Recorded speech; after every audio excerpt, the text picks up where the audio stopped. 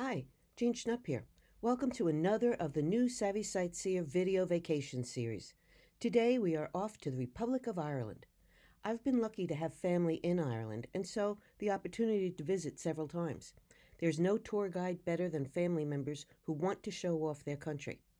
But no matter how often I've been back, I've never forgotten the first time I flew in.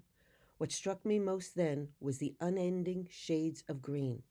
There is no Crayola box that could hold them all, and it's no wonder it's called the Emerald Isle. Johnny Cash wrote the popular song 40 Shades of Green.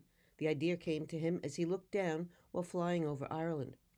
Ireland is a magical island, just about 175 miles wide and 300 miles long, roughly the size of Indiana.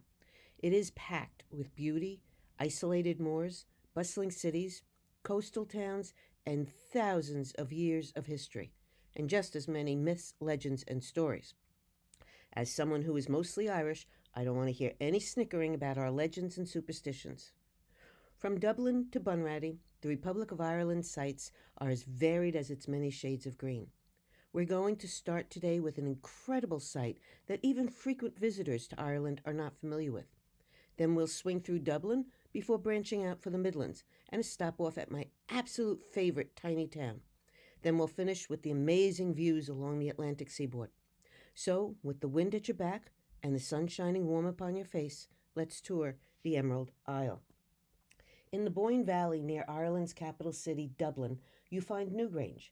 It dates back over 5,000 years to about 3200 BC, which means it's older than Stonehenge and the Great Pyramids of Giza, and yet so few people I've met know anything about it. Newgrange is a large circular burial mound, about 250 feet across and 40 feet high, and covers a little more than an acre. Newgrange was discovered, excavated, and restored between 1962 and 1975. Fans of the Celtic Woman might recognize the name as the title of one of their songs. Newgrange is considered the finest example in all Western Europe of a tomb known as a passage grave. That's a burial chamber reached by a long, straight passage lined with stones. It is ringed by 97 large curbstones, the most famous of which marks the entrance under the roof box. It is about 10 feet long and 4 feet high. What makes it so distinctive is the unusual triple spiral etchings, and that qualifies it as Europe's largest and most important concentration of prehistoric megalithic art. No one is quite sure what is behind these spirals. Some speculate it represents an ancient Celtic symbol. The Irish are big on the power of three, and the three-circle Celtic spiral knot is one of the very oldest Celtic designs. They could symbolize the forces of nature, like water, fire, and earth, or possibly phases of life, birth, life, death, or past, present, future. Or perhaps they're purely decorative doodles drawn by an ancient someone who was just plain bored. No one knows for sure its significance, but what they do know is that at the dawn of the winter solstice in late December, the main chamber is illuminated by a beam of sunlight that cuts directly through the entry into the chamber for about 17 minutes.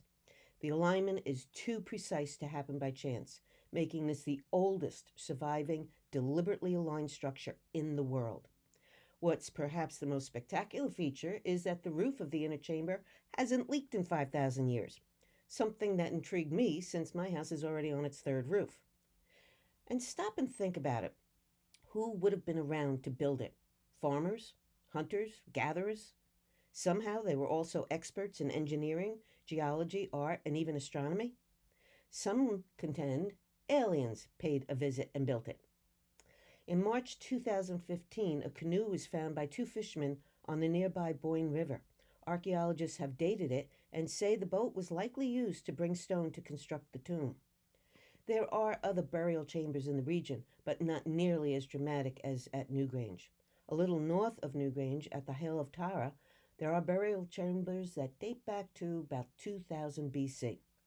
The Hill of Tara played an important role in Celtic history. For centuries, it was the meeting place or seat of the High Kings of Ireland.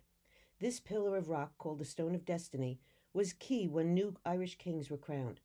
Legend has it that the king wannabes proved their worthiness through a series of challenges, and when the rightful candidate touched it, The stone was said to signal the winner by emitting a scream heard throughout the island. A common sight all around the country is the Celtic cross, a traditional symbol of Ireland.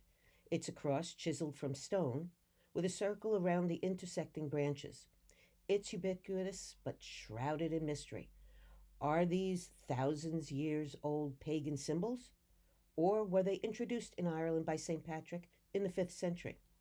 In pagan times, the 4 points could have symbolized compass points north, south, east, or west. Or maybe the elements of nature earth, wind, fire, and water. Or perhaps the components of man mind, body, soul, and heart. Or Christians say they are symbols of the crucifixion. The circle could reflect the sun, the moon, undying love, eternity, or cycle of life in pagan times.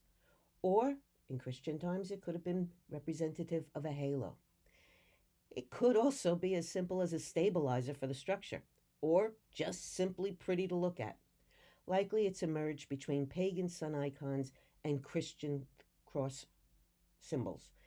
It is generally believed that these were originally laid flat on the ground, and later on, Christians turned them upright to mark where a priest would be preaching. Some have elaborate designs or decorations embedded, others are plain. One thing that struck me going around the cities was how colorful the house fronts are and how impeccably neat they are. Turns out this was not by accident. The brightly colored houses across Ireland date back only to 1958. Before that, most Irish houses were plain stone or whitewashed. A tidy town contest encouraged Irish towns to compete to see who could have the most colorful and tidy. And today, the bright colors are the norm. The rivalry became an annual event. In 2019, a record number entered, and 918 towns and villages throughout the country competed. Glasgow, near the border with North Ireland, was announced the overall winner, while Blackrock in County Louth took the prize of Ireland's tidiest small town. You can't go to Ireland and not experience an Irish pub. Dublin has the highest number of bars in the Republic. The best place I found there that defines an Irish pub is the Merry Ploughboy. Here you can try the beer and local dishes and learn about traditions and enjoy the songs and dances. The Merry Ploughboy has repeatedly been named the best traditional dinner/entertainment event in Ireland. For about 30 years, the band has owned and managed the traditional pub, the first and only band to do so. See some of the action for yourself.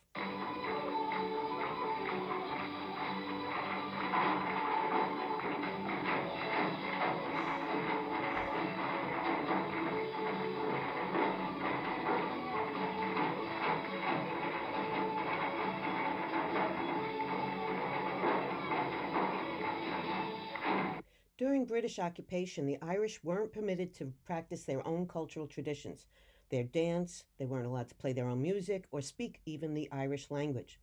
The Irish figured they could still get away with dancing as long as their upper body didn't appear to be moving. That led to step dancing. So if a member of the British authority glanced into a window of a bar or house and saw someone bopping about the place with stationary arms, it would seem as though the person was just walking and not dancing. Even bagpipes that could be played while standing were banned, so they developed one that could be used sitting down. Nearby Trinity College was created by royal charter in 1592 by Queen Elizabeth I, primarily as a Protestant college. Today, it's one of Ireland's most prestigious colleges, open to men and women of different religions, and it is recognized internationally as one of the top 1% of universities in the world. Many famous writers graduated from Trinity. Oscar Wilde, Jonathan Swift, James Joyce, Samuel Beckett, Lord Tennyson, A.A. Milne, and Abraham Stoker, author of Dracula. Bram Stoker said the real-life inspiration for Dracula's mannerisms were from a friend of his, the actor Sir Henry Irving, and he was inspired not by Vlad the Impaler, as some people contend, but rather by the early Irish legend of an evil chieftain who, after being betrayed by his subjects, rose from his grave every night to drink the blood of his subjects. Trinity houses a world-renowned library with over 4 million volumes. This is the Long Room, and it houses 200,000 of the library's oldest books in its oak bookcases.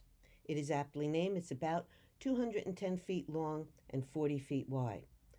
I felt smarter just walking through it. The most famous tome here is the Book of Kells. This elaborately detailed, handwritten, and illustrated manuscript of the four Gospels of the New Testament reportedly dates back to the 9th century when it was painstakingly produced by Irish monks. The stunningly beautiful book is one of Ireland's most precious artifacts and is generally considered the finest surviving illuminated manuscript to have been produced in medieval Europe. And the good news is you don't have to go all the way to Dublin now to see it for yourself. It is now available digitally online, and there's a link to it on the Dublin section of my website. Dublin is Ireland's largest and most populous city. Today, over 1 million people, roughly a quarter of the country's population, is there. The city is a contradiction of old and new, modern and historic, bustling streets and quiet parks like this one. Once a rundown private park, St. Stephen's Green was converted in 1880 by beer baron Sir Arthur Guinness into what is now Ireland's best-known Victorian public park. After renovating, he had opened it to the city residents of Dublin. The park provided moments of calm in 1916 during the Rising, as twice a day fighting on both the Irish and British sides was stopped to allow the park warden to feed the ducks. He had refused to let a revolution endanger his rare breed of ducks and secured the ceasefire for an hour a day so he could feed his precious fowl. In the mid-1700s, and I absolutely love this committee's title, the Commissioners for Making Wide and Convenient Ways, Streets, and Passages in the City of Dublin was created, and the goal of making Dublin a prestigious and pretentious city was realized. They believed a uniform look would bring a certain grandeur to the civic spaces of the city. That demand for uniformity gave rise to Georgian squares, like the one around St. Stephen's Green. They had elegant houses that ringed around the common area. Typically, the architecture design was for attached 5-story houses with terraces. These were lived in by British aristocrats, and while they were almost exactly the same on the outside, inside the owners could do what they wanted, and some had magnificent ceiling plasterwork, ornate fireplaces, and staircases. Outside, the only way to set themselves apart was to be able to paint their front doors in lively colors or add ornate knockers, elegant fan lights, and wrought iron boot scrapers near the entrance. Drawn by the colorful entryways in 1970, an American photographer took pictures of them to make a collage for himself. His friend, Joe Malone, liked it and wanted to hang it in his Irish tourism office window on St. Patrick's Day, where parade goers could pass. The Irish Tourism Board saw commercial potential there and commissioned the posters, which did entice tourists and became an award-winning poster. In the years after gaining self-rule in 1922, an independent Ireland had little sympathy for Georgian Dublin, seeing it as a symbol of British rule, and so over half the Georgian buildings on St. Stephen's Green have been lost. Many were demolished in the 1950s and 60s. The best concentration of remaining homes are around Fitzwilliam and Purnell Squares. When looking at a map and seeing that Ireland is at roughly the same latitude as Newfoundland, some people are confused by the vast difference in their climates. Winters in Ireland are much milder and fueled by warm ocean currents from the tail end of what's known as the Gulf Stream. So the countryside is lush and dotted with farm and grazing lands. The temperate weather gives it magnificent growing seasons, which provides uniquely fertile grazing fields that produces rich cow's milk for a very tasty and creamy butter and cheese. Despite knowing about the Gulf Stream, I was still surprised to see palm trees in my ex-husband's cousin's yard. Cabbage palms are able to thrive in Ireland because of those warm ocean currents. Cousin Carol definitely has a green thumb, and her yard is typical of an Irish garden. They are low in maintenance and fuss, but big on color and diversity. My mother-in-law had a beautiful one in her yard in Nassau County here. I tried, but mine just turned out looking like a bunch of weeds.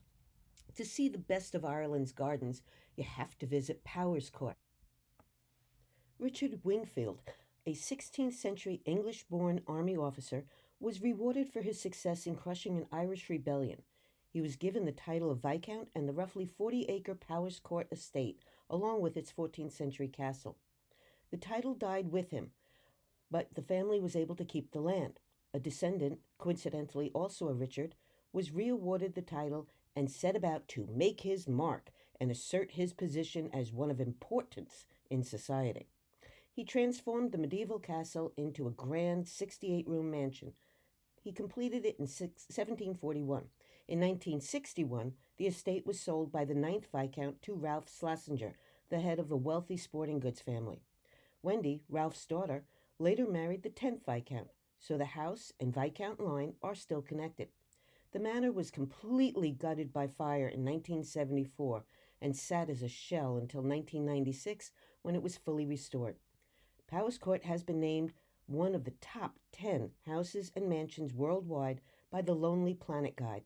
Fortunately, the inside had been used before the fire for the Ryan O'Neal movie Barry Lyndon, which lets you actually see what it had looked like in all its glory.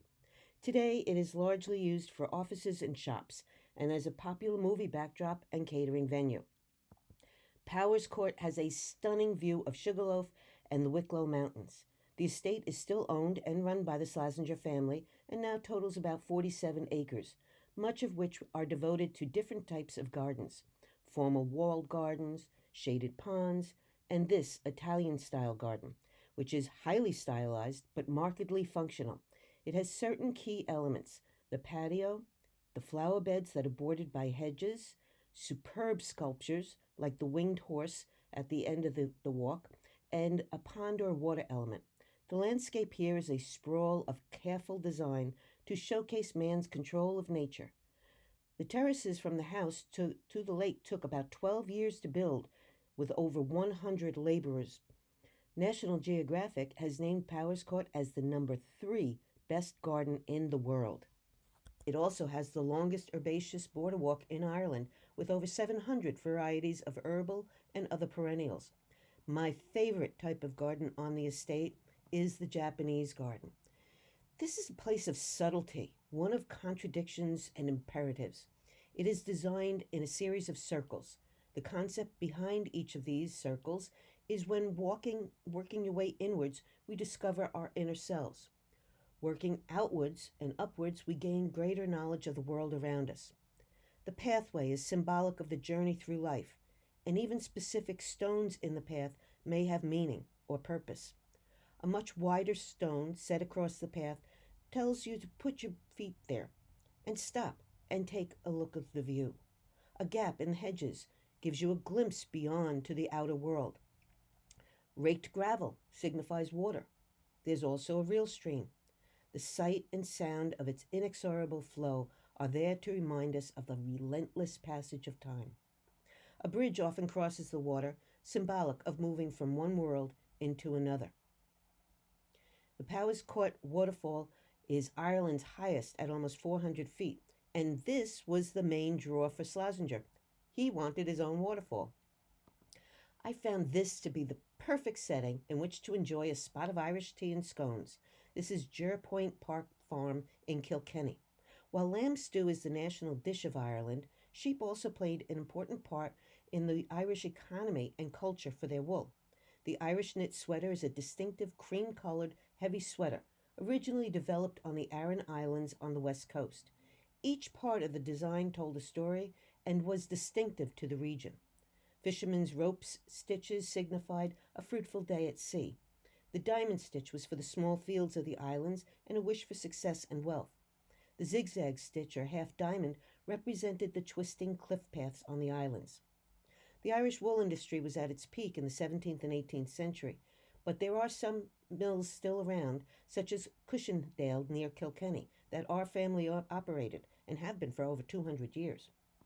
In brilliant contrast to Ireland's greens is gorse, bright yellow shrubs that can be found in roughy grassy areas, along walls, and in many fields. Its flowers are edible, though their thorny stems present a challenge to gathering them. The flowers have a light coconut aroma and an almond taste. They are used to make tea and yellow wine, and the buds can even be pickled in vinegar, then used as capers in salads. And for even more contrast, there are these big, bleak-looking fields. These are peat bogs, fossilized earth harvested as an important source of fuel. They have also been excellent preservers of anything that happens to have been in them. Some mighty strange things have been found in these: a 1,000-year-old book of Psalms, an oak barrel weighing 77 pounds and full of well preserved 3,000-year-old butter. And then there's the body of a man who died somewhere between 362 and 175 BC. This little town was made popular through song. Bing Crosby's Christmas in Killarney. It's a picturesque town and a popular stopping off place for people visiting the Ring of Kerry. That's a 111-mile tourist route through southwest Ireland. But it has plenty of beauty in its own right. A short walk from the town center takes you to Killarney National Park. Ireland's oldest national park covers about 26,000 acres. Along the way, you'll pass the elegant St. Mary's Cathedral. Construction began in 1842, but was interrupted by the arrival of the Great Famine, during which time the partially built cathedral was used as a shelter for the sick and dying. It was finally finished in 1912. Also in Killarney National Park is Ross Castle, a 15th century tower and keep believed built by one of the O'Donoghue Ross chieftains. It is considered a typical example of the stronghold of an Irish chieftain during the Middle Ages. The castle sits on the edge of Lower Lake. Legend holds that Clan Chief O'Donoghue was somehow sucked into the lake along with his white steed. The two of them reportedly sometimes ride again on the first day of May and make a circuit before disappearing again into the lake. A herd of rare red deer has its home in the national park. Red deer are Ireland's largest land mammals and the only native deer species to Ireland. They are believed to have had a continuous presence in Ireland since the end of the last ice age. There are only about 700 of them left, and so now they are a protected species. Also in the park, you'll see a typical thatched cottage. This one is now a tea room. For an extensive taste of life in bygone eras, my favorite little town of Bunratty near Shannon Airport has that covered. The beautifully restored 15th century Bunratty Castle is billed as the most complete and authentic medieval fortress in Ireland. Inside, Bunratty Castle is beautifully appointed and the rooms fully restored. We have a fake medieval times restaurant, but they have the original experience of mingling with the lords and ladies of the day over a 4-course dinner in the castle's immense banquet hall, amid the lilting tunes of Irish medieval and traditional songs. Here, have a listen.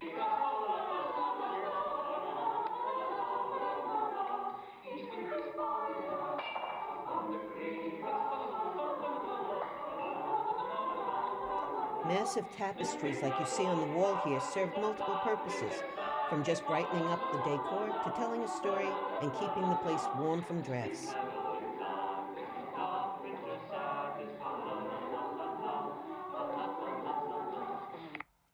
Adjacent to the castle is a recreated 19th century village like our old Bethpage, where life goes on much as it did 200 years ago with well-informed actors and historians.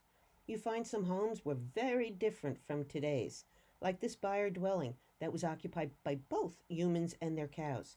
Milking cows needed to be kept indoors when it got too cool at night for them. So it may have been a bit smelly, but I guess it was quite a short work commute the next day. Bunratty means bottom or end of the Ratty River, which flows alongside the castle on its way to join the River Shannon, Ireland's longest river. This inn, next to the river, was also a toll collecting place, and innkeeper Nellie ran both operations. Legend has it that when she was asleep one night, she envisioned a recipe for a new whiskey and subsequently developed one of Ireland's best-loved secret brews, poteen, like Irish moonshine. She made it in a still in the woods. It was said to have healing powers, provided virility and energy. But it was eventually banned because its alcohol content was roughly double standard spirits, between 80 and 90%. A reduced alcohol content version is today made at the town's distillery. One of the most beautiful pieces of shoreline can be found on Ireland's western coast.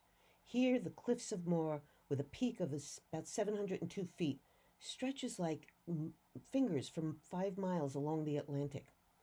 At the cliff's highest point is O'Brien's Tower. was built in 1835 by Cornelius O'Brien, a descendant of one of the last High Kings of Ireland. He planned it as a viewing point and party place. But he didn't take some things into account, like the blasting storms off the Atlantic or the buffeting winds and that potential 700-foot drop for his partygoers. So he moved the parties inland to another castle. But O'Brien saw the tourism potential and opened the tower to attract Victorian visitors. His care and expense made the Cliffs of Moher accessible, safe, and attractive to visitors, and made him popular with his tenants, whom he kept working when little else was available before and especially during the famine. He was less popular, though, with the other landlords. Records indicate that he said that they should waive rent for their tenants and suggested they buy bread for their families to eat. The Cliffs are said to be featured in more films than some movie stars. Some you might recognize them in are Harry Potter and the Half-Blood Prince, Robin Hood, Prince of Thieves, Sense and Sensibility, and The Princess Bride. The Cliffs of Moher are consistently at the top of Ireland's most visited places, and I believe that's deservedly so. They are also a popular nesting place for about 30,000 pairs of birds. This spot in Ireland is popular with a creature less associated with the country. From the end of March until mid-July, Goat Island becomes home to the largest mainland colony in Ireland of the arguably cutest bird, the Atlantic puffin. This was designated a special protection area under the European Union Birds Directive in 1986. More recently, another inhabitant has come under protection by an EU directive. Leprechauns. The little people and their heritage are protected by a European Union directive enacted in 2011, thanks to a group of lobbyists from Carlingford, County Louth. A committee member remarked, "We are delighted in the knowledge that our little people will be protected from extinction and allowed to thrive on the mountains." And as you notice, it says, hunters and fortune seekers will be prosecuted. Just a little sideline, May 13th is National Leprechaun Day in Ireland. I like to end all of my programs with the words of Dr. Seuss that sometimes you don't appreciate the moment until it becomes a memory. I like to add to that to always remember to celebrate the moments and treasure the memories. To see more of Ireland or any of my European destinations, go to my website. If you have any questions about this program, email me or use the contact page on my website. When libraries are again offering programs, you can check my Programs tab to see where I'll be. Until then, visit the library site for more video vacations by Savvy Sightseer. Stay healthy, stay home. I'll leave you with an Irish blessing. May good and faithful friends be yours wherever you may roam.